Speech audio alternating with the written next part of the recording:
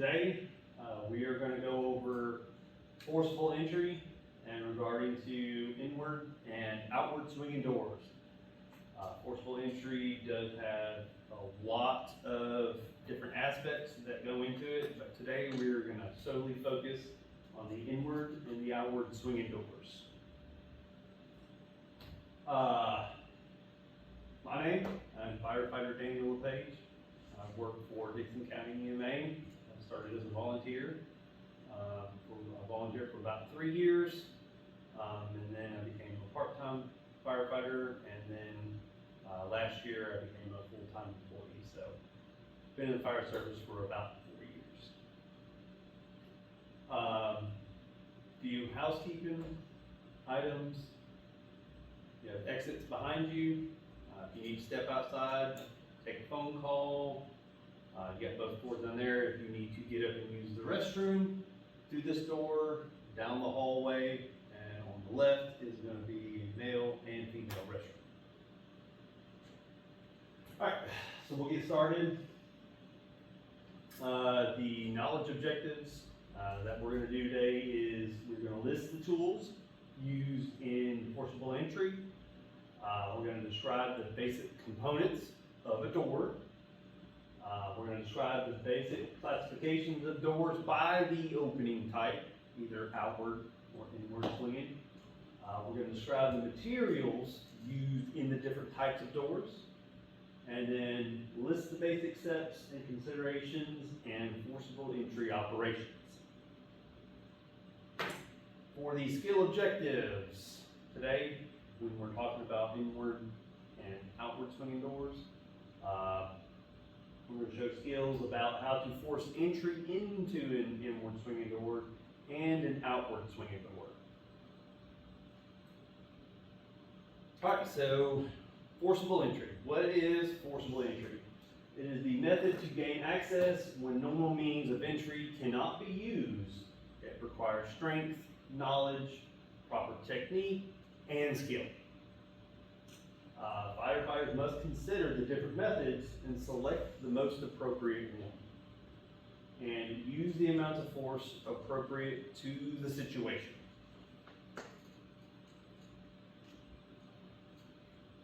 Firefighters must never leave the premises in a condition that would allow unauthorized entry.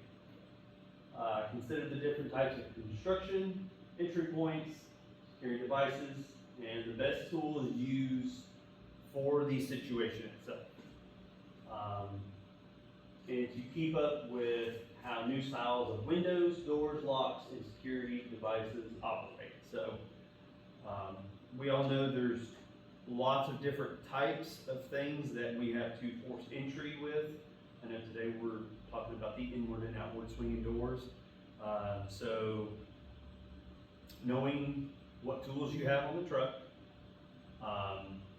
what the situation dictates to is what tool you're going to use for the best way to gain entry. And donkey kicking the door does not work.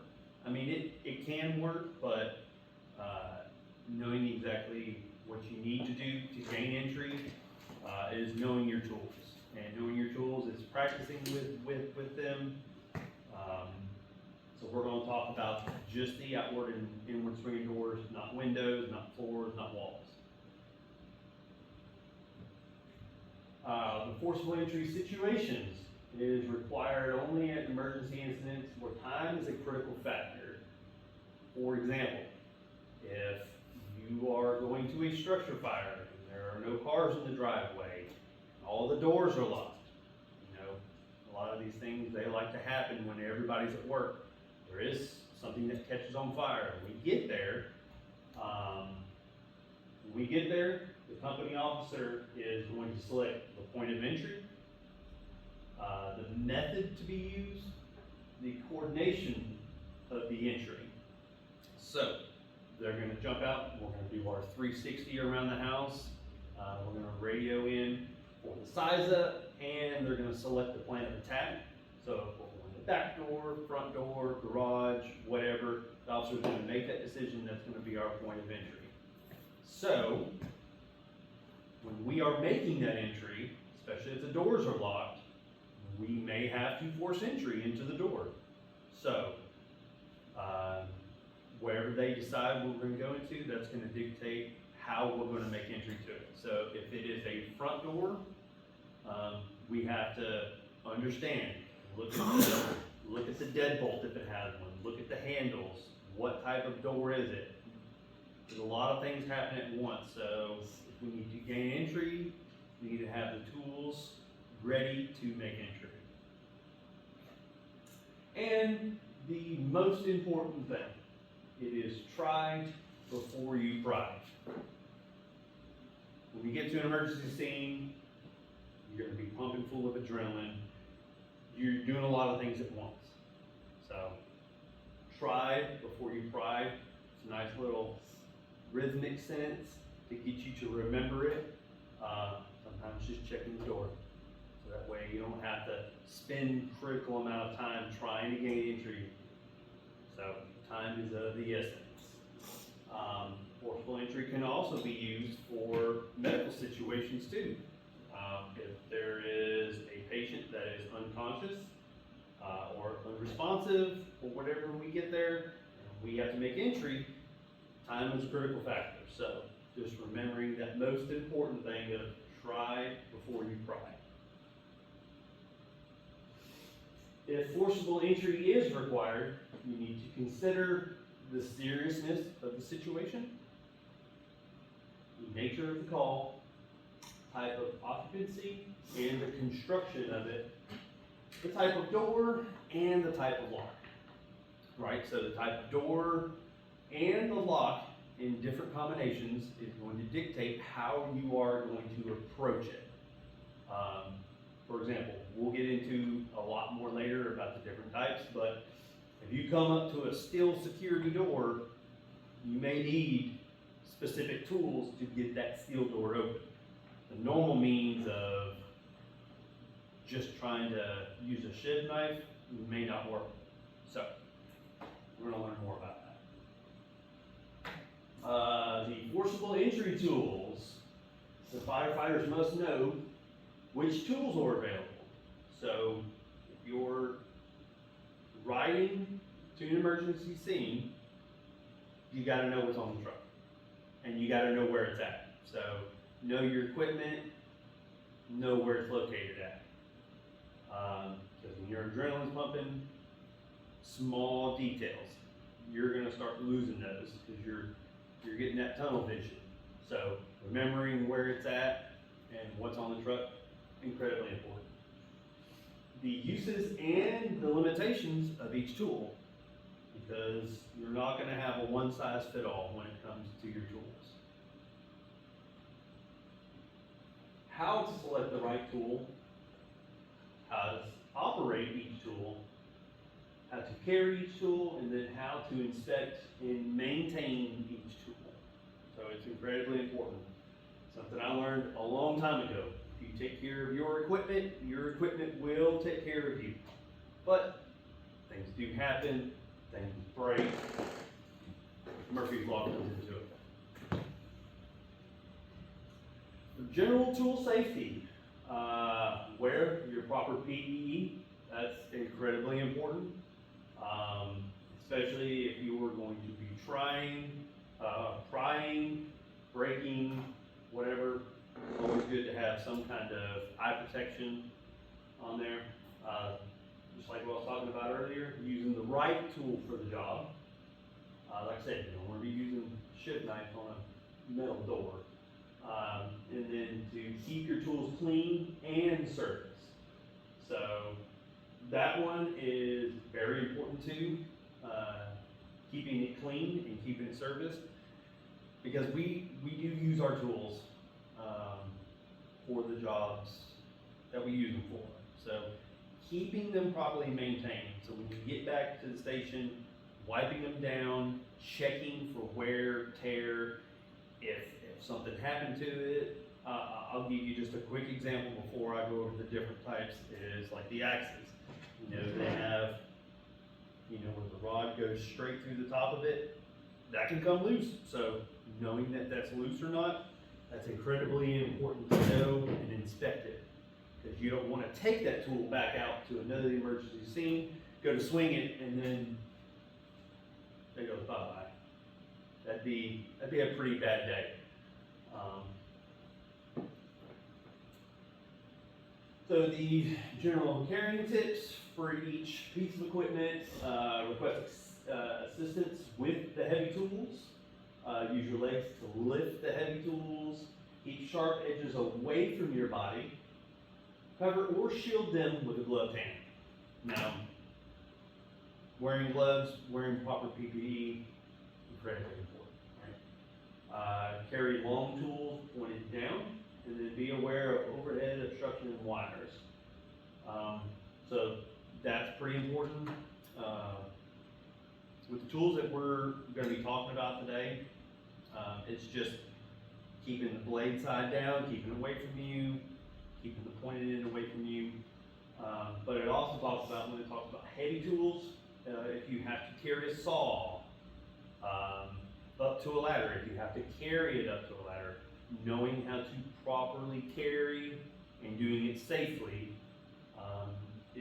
is pretty important too. You don't want to drop that piece of that tool, especially at the saw, and it breaks the blade, and then here you are having to go back to the truck and replace the blade to it. General maintenance tips: all tools should be in a ready state. Tools must be in working order, stored, and ready for use. Tools require regular maintenance, like we were talking about earlier.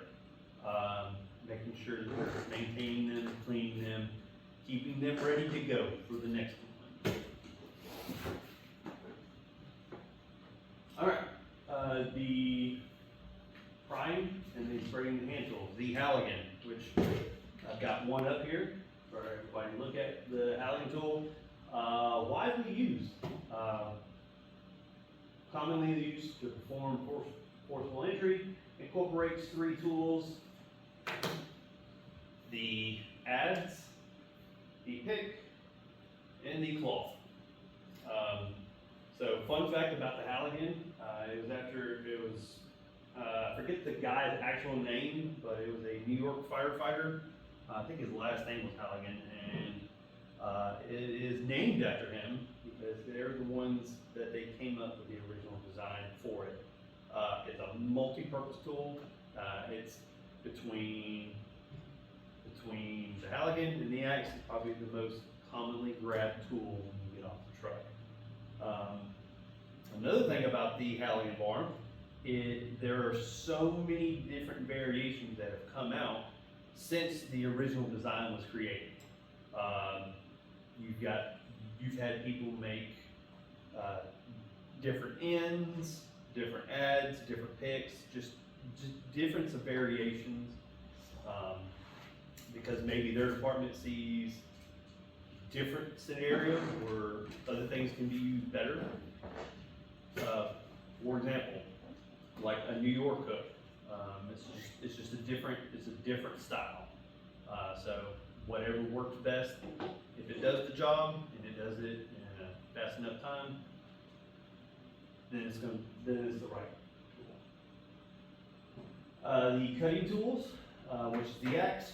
I've got them straight up here. The cutting edge is used to break into plaster and into wood walls, roofs, and doors. The different types include the flathead, the pick head, and the multi-purpose axes. So this one, it is the flathead, which you can tell it's got a flat head to it. So now both of these together make up what we know as the irons.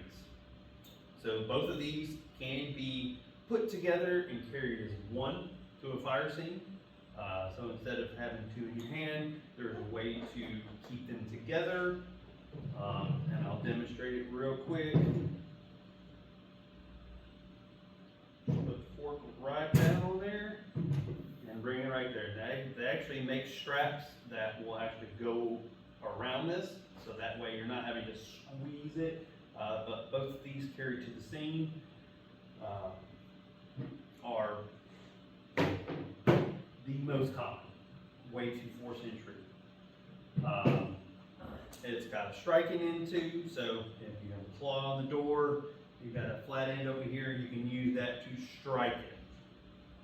So, but the axe, used for cutting, as demonstrated in the picture. You got a wood door, you can just take that axe, punch right through it. You know, the easiest way possible. You don't have to make it complicated. You know, there's an acronym I learned a long time ago. It's the KISS. Keep it simple, stupid. So, if you know what type of door it is, just like in the picture, yeah, take the axe, punch right through there. You can push a hole in, reach around, unlock the door. Fast, right? So, but training, having more situation experiences going through it, you learn the different types. So, all right. So we're going to move on to the doors. Usually the best point to attempt forcible entry. Your basic construction are going to be your door, jamb, hardware, and then the locking types. So in the photo up there, so you've got the door, the hardware, which is going to be your hinges, the door jamb, which that's where the door beats into it at, and then you're going to have your locking mechanism. How the door actually locks into the jamb for the door not to be able to open and close. All right, so the different types of doors, you've got wood, slab doors, you've got solid core and hollow core doors. So you can tell in the photo, the hollow core, it's got a lot of air in between there. And then the solid core is going to be one whole sheet. What is a good way to figure out the difference if a wood door is hollow core or a solid core? You do by how it sounds, or there's different ways, depends on the person. Exactly. Knock on that thing. If it's got that higher pitch to it, it's probably going to be hollow too. And you know, knocking on a wall also can tell you the strength of it too. Is it very thin? Is it made of very thin wood? If you knock on it, just like a lot of front doors for a lot of houses, they're solid wood. There's a deepness to the knock when you knock on the wood. You can tell how strong it is, if it's solid or if it's hollow. Now, most of your solid core doors, they are going to be on the outside doors to the homes. The more hollow core doors, they're going to be your inside doors to the home. Doors to the bathroom, doors to the bedrooms. That's going to be most common, but like I said, every house is different. Building construction is different. That's just a good way to figure out the type of wood door it is. You have your ledge doors. Wood doors with horizontal bracing. Going to be found in warehouses, shed, and barns. Then you have your panel doors, solid wood doors made from solid planks to form a rigid frame with solid wood panels set into the frame. The panel doors, they resist fire longer than hollow core slab doors and are easier to breach than solid core doors. So the metal may be decorative for residential use or utilitarian for warehouses and factories. Metal is way more durable and more fire resistant than wood. You have your different types. You have a hollow core metal door and you have your solid core metal door. Same thing applies with trying to figure out what kind of metal door it is. Give that thing a knock. If it has a much higher pitch, it can tell you. If it has a thud, if it hurts your knuckles, then it's probably going to be solid. Glass. Generally steel frame with tempered glass, or tempered glass only with no frame. These are going to be very easy to force. Produces a large amount of broken glass. So the glass doors, you're having to force entry into the front door of someone's home. Like I said, they're very decorative. Think about think about churches, how they have the stained glass in there, right? You have the doors, you've got a piece of stained glass right there in the middle. It's very decorative. Punch right through that glass. Yes, it's going to shatter all over the place. You know, it's not like laminate where you can hit it and then peel it all away. You hit it one time, it's going to shatter into a million pieces. So, eye protection, important. All right, so the inward and outward swinging doors. So, an easy way to identify what kind of door it is the hinges. They indicate if it's inward or outward swinging door. Tony, if you approach a door and you can see the exposed hinges on the door, what type of door do you think that would be? Outward or inward swinging? Inward. So, not correct. Because the hinges allow the door to rotate on the door. So, it is going to be an outward swinging door. Alright? As you can tell, and I'll go up to the photos too and show you too. So the red door, so you see the hinges on the left side up there? You see that? So that door is going to swing outward, much like your other door on the other side, where you don't see that exposed. It's going to be an inward swing door. The door frames, two styles of wood frame doors. You're going to be your stock door frames and your rabbit door frames. Your metal frame doors are more difficult to force open. Danny, why are metal frame doors more difficult to force open? Materials is a lot more sturdy than wood. Don't give as much. That's right. Much harder to break too. You try to pry against a bunch of wood, yeah, it can splinter, break off much easier. Wood, steel, you're going to be bending it pretty much. So the outward opening door design, it is going to be used more in commercial occupancies and for most exits. Designed for a very quick exit, usually have exposed hinges. If you actually look to the rear of the classroom, we actually have those right there for an example to you. So it's made for a quick exit. And if you go to the outside of those doors, and if you try to gain entry back into the classroom, you're going to see those hinges exposed.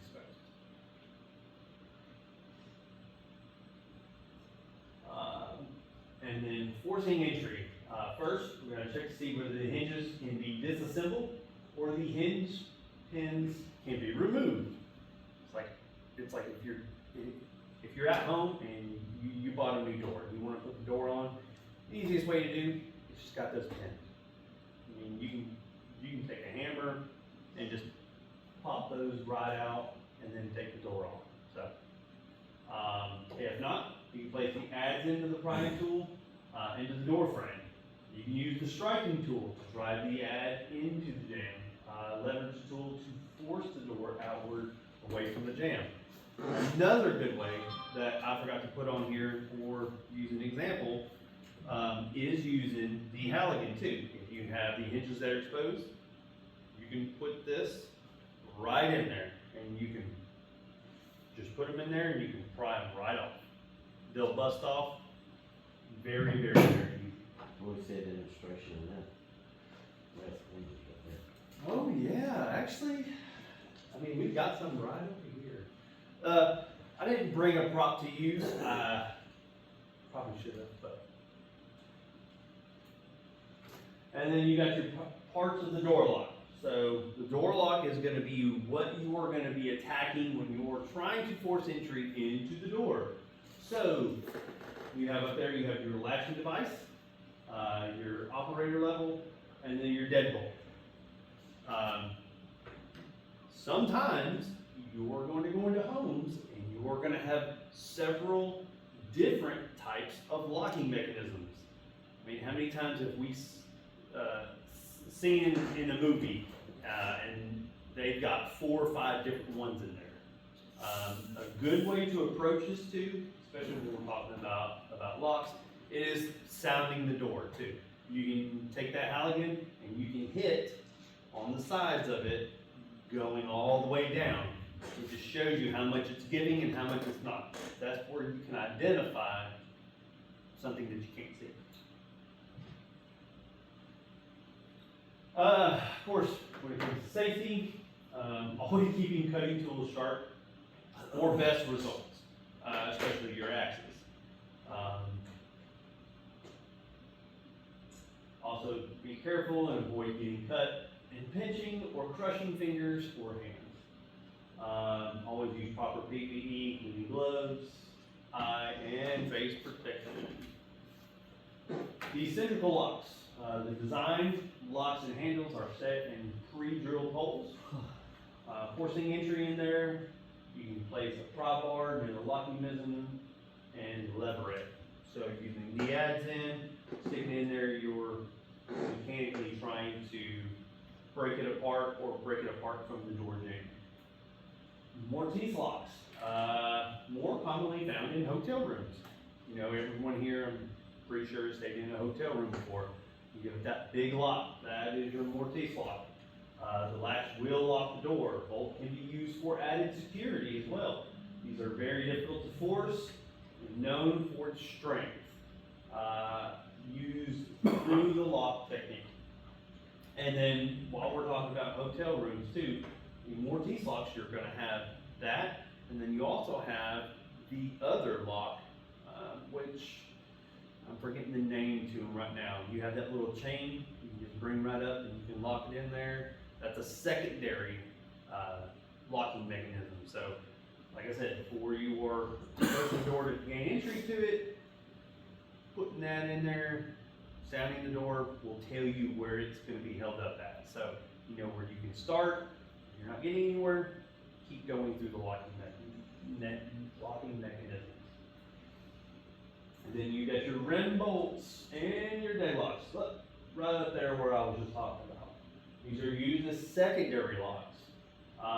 Have a bolt that extends at least 1 inch into the door frame. So these are very difficult to force as well. Use a through the lock. Electromagnetic locks.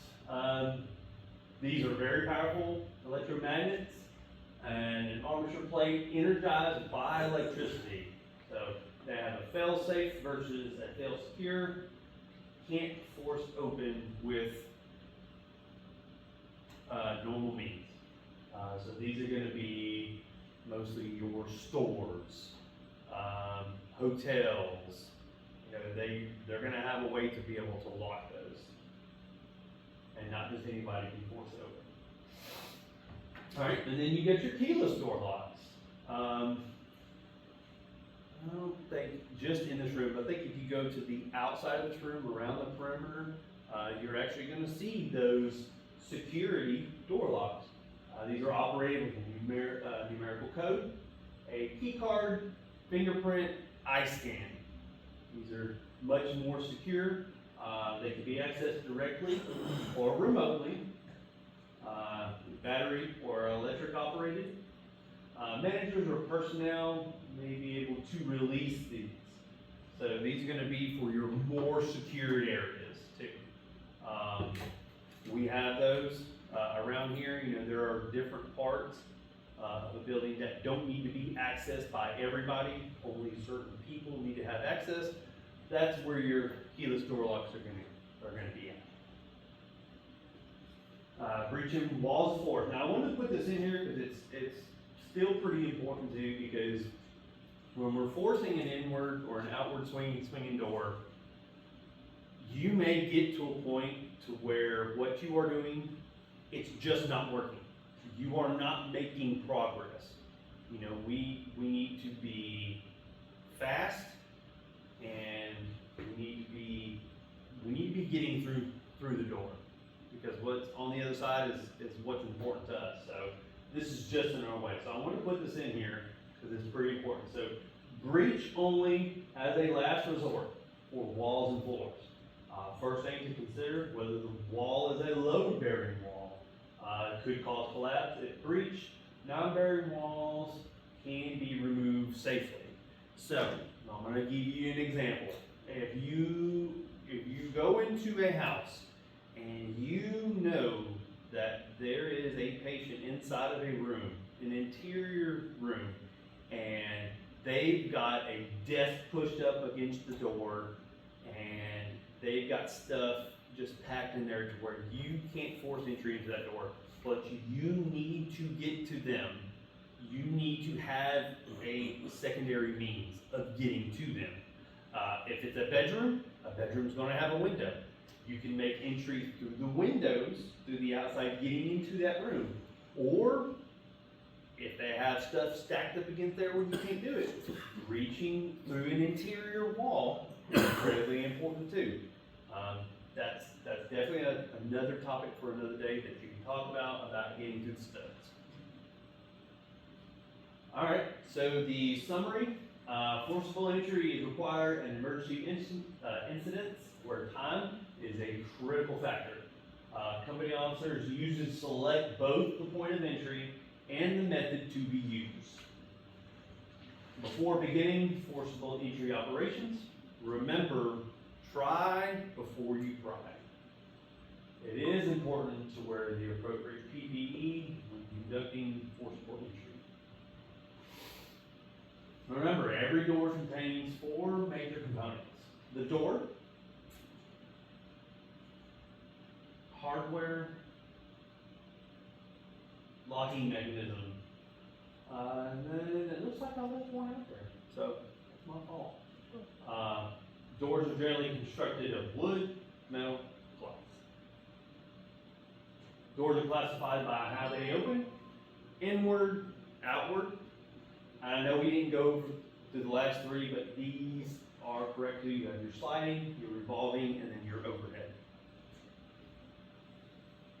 Locks range in sophistication from simple push-button locks to complex computer-operated locks.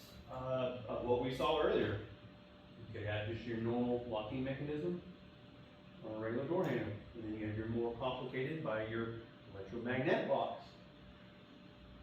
There are 3 major parts of the door lock: the latching device, operator level, and a deadbolt. Most padlocks, everyone knows what a padlock is, right here? Okay. It's just like if you have an outdoor building and you have a little lock, it's just a padlock. You just pop on there. It's usually gained by a key or a combination. They are like most door locks. They have similar parts: a shackle, unlocking mechanism, and a lock body. Locks can be classified into 4 major categories too: cylindrical, padlocks, mortise locks, and ring locks. Electromagnetic and keyless door locks operate without traditional metal key.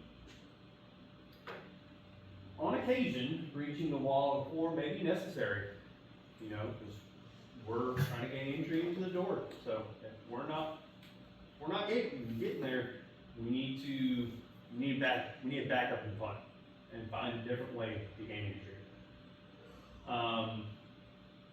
Steps in a systematic forcible entry are as follows: think, look for a lockbox, evaluate the situation, and make entry with the least amount of damage possible. We are not trying to be the Kool-Aid man and run through the door. That is not what we do, right? We are not law enforcement either. We're not as cool to turn around and try to donkey kick a door down, right? We are professionals. We have tools. We use them. Make the entry with the least amount of damage possible. Alright, and that is going to be the end. Any questions? Okay, so we're going to take a quiz.